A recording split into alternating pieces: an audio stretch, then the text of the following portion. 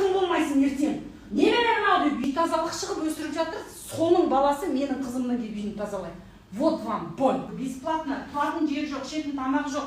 Бір ауылдан келіп оқып жүрген бір қызды үйге тұрғызып алам, бесплатно. Менің үйімде тұрады. Жасайтын жұмысы үй тазалайды студент. Содан студенттер болады, соның киімін әперем деген өстіп қатта решала. Бала бағасын үй тазалайсың көре алмағанда да. А енді қазір балаларда сіз бен біздің балаларымыз үй тазаламайды. Например, мен екі ұл бір қыз өсіріп отырмын да. Ой, екі қыз бір ұл өсіріп отырмын. Менің екі қызым да үй тазаламайды. Уәде беремін сіздерге. Екеуінің үйін домработницалар тазалайды. Кім қызын төбесін тесіп отыр? Қатын болмайсың ертең. Немене мынау деп үй тазалық шығып өсіріп жатыр. Соның баласы менің қызымның келіп үйін тазалайды. Вот вам боль. Түсіндіңіздер ме? Кім қылып өсіріп жатсыздар? Уборщица. Мен қызымның үйін тазалайды солар. Потому что бұлар только өздерімен айналысады. Жұмыс істейді, қыдырады, демалады, ақша табады. Баспен. Ал оқымай, үй дегенде стресс, үй тазалау. Мама келе жатыр деп біткен стресс баланы дамытпайды.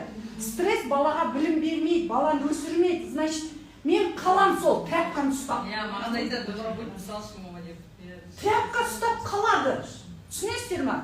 Поэтому вот как осы түсінікті қашан аласыз? Мен вообще отстала от детей. Сіздер тоже дарю сіздерге подарок. Ешқандай істемей-ақ қой. Мен өзім істеймін, жүгіріп келіп мен қасымда екеуі өздері үшеулер өздері істейді. Істесе істейді, істемесе қояды. Самый главный бұлар никогда арам үйде тұрмайды. Даже не переживайте. Басқа заман келе жатыр. Білесіздер ғой, 200 мыңға пылесос алдым, үйдің ішін өзі жуып тазалап жүрген. Білесіздер ғой, пылесос даже, да? Все, аптасынан бір рет, всего лишь 10 мың теңге ақша төлейсің. Аптасынан бір рет келіп, үйіңе уборка жасап кетеді.